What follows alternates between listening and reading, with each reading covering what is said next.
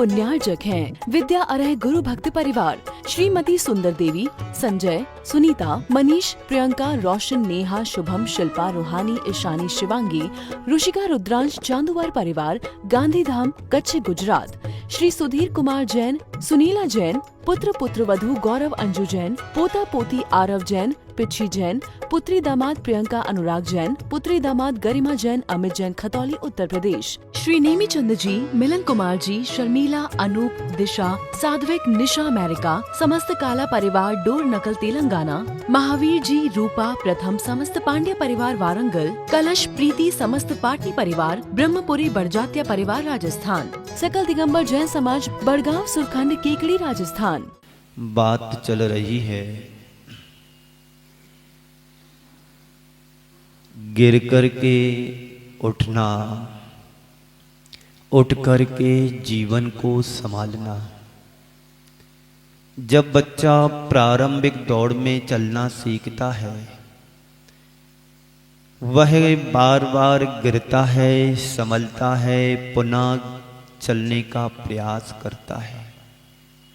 ये बालक के जीवन के साथ ही नहीं होता है, संसार के हर प्राणियों के साथ ऐसा ही होता है। उस बालक जैसी स्थिति आज के संसार के सभी प्राणियों के साथ होती है। कोई किसी फील्ड में गिरता है, कोई किसी तरीके से गिरता है, गिरते सभी हैं, पर गिर कर के जो अपने आप को संभाल लेता है वही सबसे महत्वपूर्ण माना जाता है। कल मैंने आप सबसे कहा था, आज तक जिन्होंने ऊंचाइयों को प्राप्त किया है वो एक साथ उन ऊंचाइयों को प्राप्त नहीं कर पाते हैं। 100 बार उनको गिरना पड़ता है तब कहीं जाकर के उस लक्ष्य को प्राप्त कर पाते हैं। जो हिमालय की चढ़ाई चढ़ते हैं उन्हें ना जाने कितनी बार गिरने की नौबत आती है, लेकिन गिरने के बाद भी वे ही संभल पाते हैं। जो एक दिन शिखर पर चढ़ जाते हैं, गिर जाओ कोई बात नहीं, गिरना स्वाभाविक है, लेकिन गिर कर के खड़े होने का जो उत्साह तुम्हारे जीवन में रहता है वही सबसे महत्वपूर्ण बात होती है। लेकिन गिरने के बाद उठना बहुत जरूरी होता है। उठो, फिर जागो, संभलो और अपने जीवन को ऊंचा उठाने की कोशिश करें।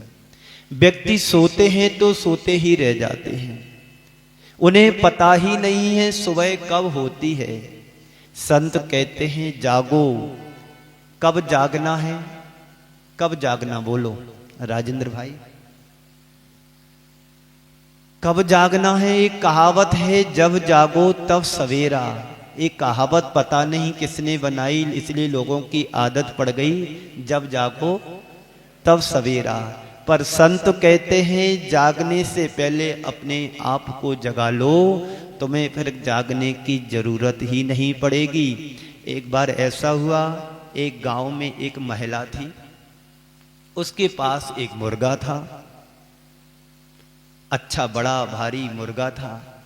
सुबह बाग देता था, सूरज उगता था, सुबह बाग दे सूरज उग जाता था। उसे इस बात का अहंकार आ गया कि देखो मेरा मुर्गा बाग देता है तभी सूरज उगता है। उसे अहंकार आ गया कि मेरा मुर्गा यदि नहीं बोलेगा तो सूरज उगने वाला नहीं है।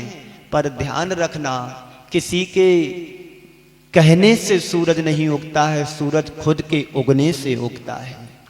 इस बात का हमें ध्यान नहीं है कि किसी के कहने से कुछ होता है, किसी के कहने से खुद नहीं होता है, खुद के करने से खुद होता है।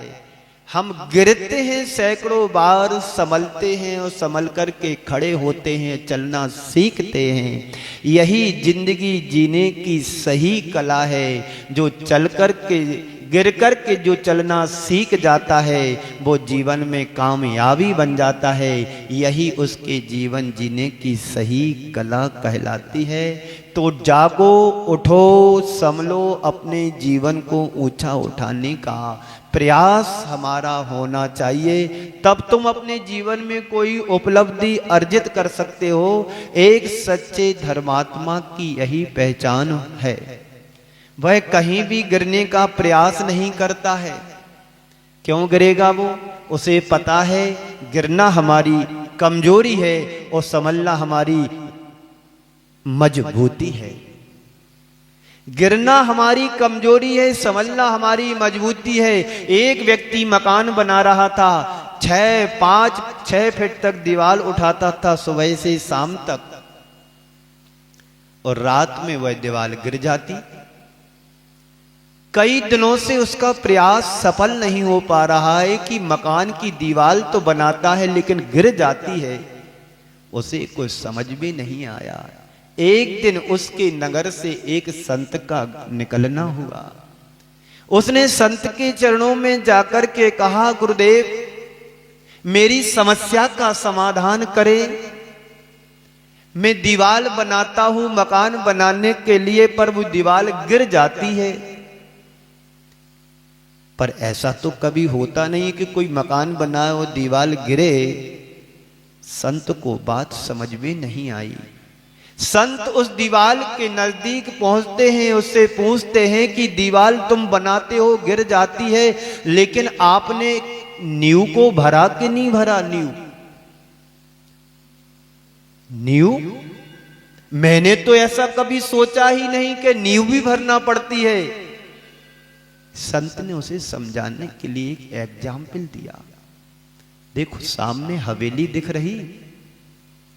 बोले सामने हवेली दिख रही? हाँ गुरुदेव हवेली तो दिख रही।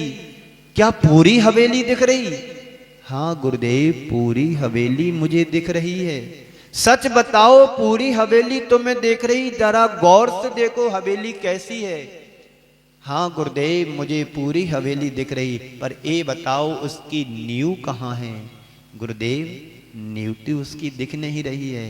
बस संत ने समझाते हुए कहा, जिस प्रकार से मकान को स्थायी रखने के लिए, हवेली को स्थायी बनाने के लिए उसकी नींव की जरूरत होती है, ऐसी मानव जीवन को स्थायी बनाए रखने के लिए धर्म रूपी नींव की जरूरत होती है। जिसके जीवन में धर्म पल्लवित होने लगता है उस जीवन में कभी गिरता नहीं है, और चलते हुए यदि गिर भी जाए तो उसे संभलने का होश बना रहता है, और गिर करके उठने का उसे तजुर्बा रहता है। गिर तो गया है, अब मुझे संभलना है और संभल करके अपनी यात्रा को जारी रखना है। गुरुदेव ने कहा कि इस महल को स्थायी बनाए रखने के लिए, टिकाए रखने के लिए जैसे नींव की जरूरत होती है, ऐसे मानव जीवन को स्थायित्व देने के लिए, स्थायी बनाए रखने के लिए धर्म रूपी नींव की जरूरत है। आज संसार में जिन्होंने ऊंचाइयों को पाया है, उनके जीवन को झांक करके देखें, उनके जीवन में सिर्फ धर्म और धर्म ही रहा है, तब आज वो ऊंचाइयों को प्राप्त कर पाए। और आज जो जीवन में उठ नहीं पाए का कारण स्पष्ट है कि उनके जीवन में सब कुछ है लेकिन धर्म नहीं है। गिरते हुए को धर्म ही संभालता है। आप लोग रोज पढ़ते हैं, चत्ताड़ी शरणम पपज्जामि, अरहंते शरणम पपज्जामि, सिद्धे शरणम पपज्जामि, साहू शरणम पपज्जामि, केवली पणत्तो धम्मो शरणम पपज्जामि। जो भगवान की शरण में चला जाता है वो कभी गिरता नहीं है, और गिर भी जाए तो प्रभु उसे संभाल लेते हैं, उसके जीवन को संभालते हैं, उसके भाव को संभालते हैं, उसके जीवन और भाव को संभाल करके उसके जीवन की ऊंचाइयों को ऊंचा उठा देते हैं। यही धर्म का काम है, जो गिरते हुए को शरण देता है, चलते हुए को संभालता है। बंधु, एक सच्चे धर्मात्मा की यही पहचान होती है। लेकिन उसके उपरांत भी यदि वो गिर जाए तो संभलने में कोई देर नहीं लगती है। दुनिया में ऐसे बहुत सारे लोग हैं जो गिरे हैं लेकिन संभले हैं तो मुड़ कर के नहीं देखे, वो कभी दोबारा गिरे नहीं। अंजन चोर के जीवन को देखो, कितना गिरा हुआ व्यक्ति था। अंगुली मार को देखो, कितना गिरा हुआ व्यक्ति था। कभी इन लोगों के जीवन के बारे में पढ़कर के देखा? समाज की नजरों से गिर गया, माँ बाप की नजरों से गिर गया, दुनिया की नजरों से गिर गया। वह पतित था, अंजन चोर से गिरा हुआ और कौन व्यक्ति हो सकता है? अंगुली मार से गिरा हुआ और कौन व्यक्ति हो सकता है? अंगुली मार के बारे में ऐसा कहा जाता है, राहगीरों को लूटता था, उसके शरीर की एक एक उंगली बराबर करके उसके हिस्से करके माला बना करके पहनता था और उससे लूट करके सामान को अपने घर का गुजर बसर करता था। एक बार उसके नगर से किसी संत का गुजरना हुआ। संत पहुंचे हुए थे, बौद्ध थे। बुद्ध संत ने कहा, अंगुली मार, तुम जो कृत्य कर रहे हो इससे तुम्हारे जीवन का कल्याण होने वाला नहीं है। संत के उपदेश से डरा नहीं, संत के उपदेश से अंगुली मार डरा नहीं। ये कौन मेरे नगर में आ गया, मेरे को उपदेश दे रहा है? ऐसा उपदेश तो आज तक किसी को देने की ताकत नहीं हुई। मेरे नाम से ही लोग इस इलाके के डरते थे, आज मुझे कौन उपदेश दे रहा है? संत बुद्ध और नजदीक पहुंचते हैं, वे सामने खड़े हैं, उसको चुनौती दे रहे हैं कि तुझे मेरे शरीर के यदि टुकड़े ही करना है तो कर लेना, मैं यहीं खड़ा हूं, लेकिन मेरी एक सवाल का उत्तर दो।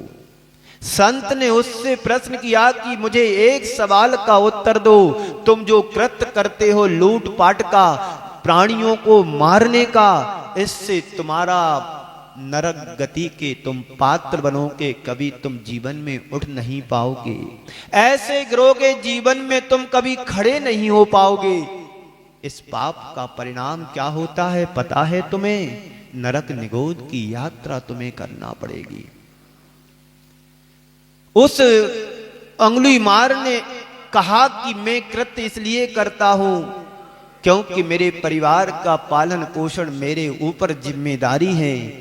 तो संत कहते इसका कोई दूसरा उपाय भी तो ढूंढ सकते हैं। जरूरी नहीं है किसी को लूट करके अपने परिवार का पालन पोषण करो, किसी के जान से मार करके किसी का पालन पोषण करो। जाओ, यदि तुम परिवार का पालन पोषण भी करते हो तो एक बार परिवार से मिलकर के आओ कि मैं जो कृत्य करता हूं, जो पाप करता हूं, इसके सहभागी आप लोग हो कि नहीं।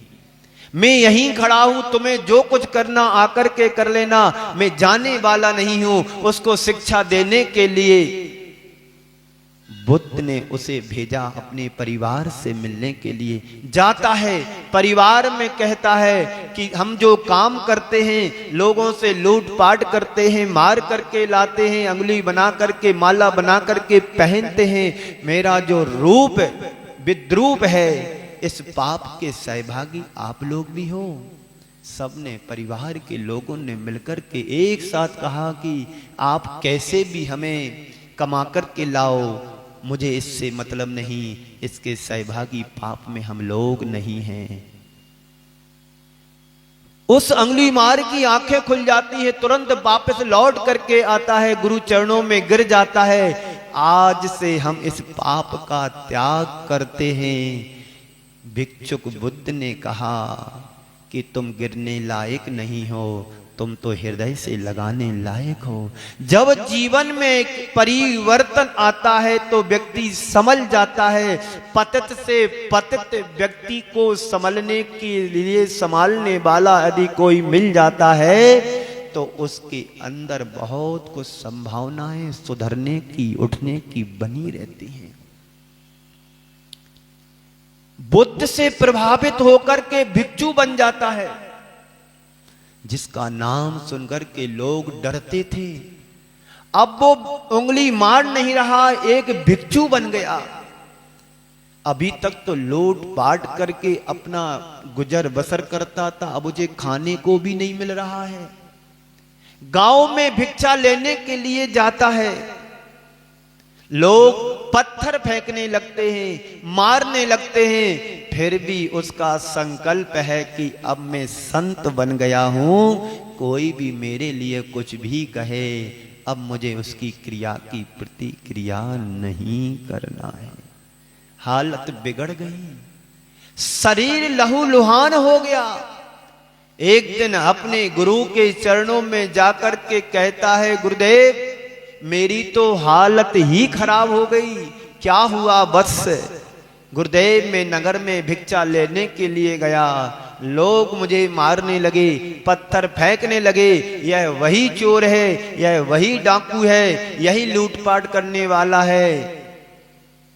संत ने उसे समझाते हुए कहा, कोई बात नहीं, अब तुम संत बन गए हो, समता को धारण करो, पुण्य उदय में आएगा, सारी व्यवस्थाएं बनेंगी। उसको समझाया और वो समझ गया। अब वह डाकू ना रह करके एक संत का रूप धारण कर लिया। जब चाहो तब अपने जीवन में परिवर्तन ला सकते हैं। तो संत कहते हैं, समाज की नजरों से गिर गया, माँ बाप की नजरों से गिर गया, दुनिया की नजरों से गिर गया, वह बहुत पतित था, अंजन चोर। अंजन चोर से गिरा हुआ इस संसार में कोई दूसरा व्यक्ति तुम्हें नहीं होगा, नहीं मिलेगा। लेकिन उस अंजन चोर का हृदय जब परिवर्तित हुआ, मन में शुभ संकल्प जगा, उठा तो शिखर पर पहुंच गया। चारू दत्त जो कभी दारू दत्त बन गया था, कितना गिरा, कितना पतन हुआ, लेकिन गिरा और उसके बाद संभला तो शिखर पर पहुंच गया। व्यक्ति शिखर पर पहुंच तो सकता है, यदि अहंकार से भर कर के पहुंचता है तो कभी भी उसका पतन हो सकता है। जो हृदय से भर कर के संभल कर के ऊंचाइयों को छूता है, वो कभी नीचे गिरता नहीं है। एक बार ऐसा हुआ, हवा के झोंके से एक कागज का टुकड़ा उड़ करके पर्वत की शिखर पर पहुंचा। एक कागज का टुकड़ा उड़ करके हवा के झोंके के साथ पर्वत की शिखर पर पहुंचा। पर्वत ने बड़ी विनम्रता के साथ उससे पूछा, क्यों भाई तुम यहां पर कैसे आए? पर्वत ने बड़ी विनम्रता से पूछा। आप लोग भी लोगों से व्यवहार करते हैं, पूछते हैं, आप इतने बड़े पद पर कैसे पहुंचे? तो जो सभ्य व्यक्ति होता है, विनम्र होता है, तो वो तो यही कहता है, हाँ सब आप सबके आशीर्वाद से मैं यहाँ तक पहुँचा हूँ।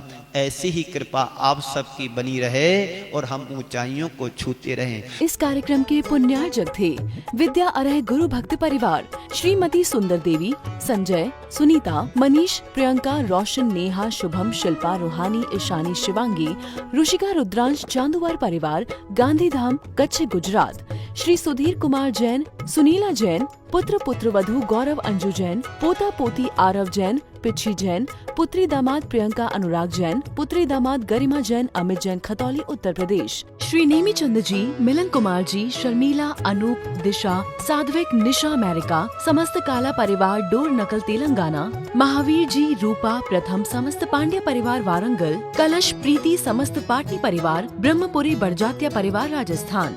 सकल दिगंबर जैन समाज, बड़गांव, सुरखंड, केकड़ी, राजस्थान।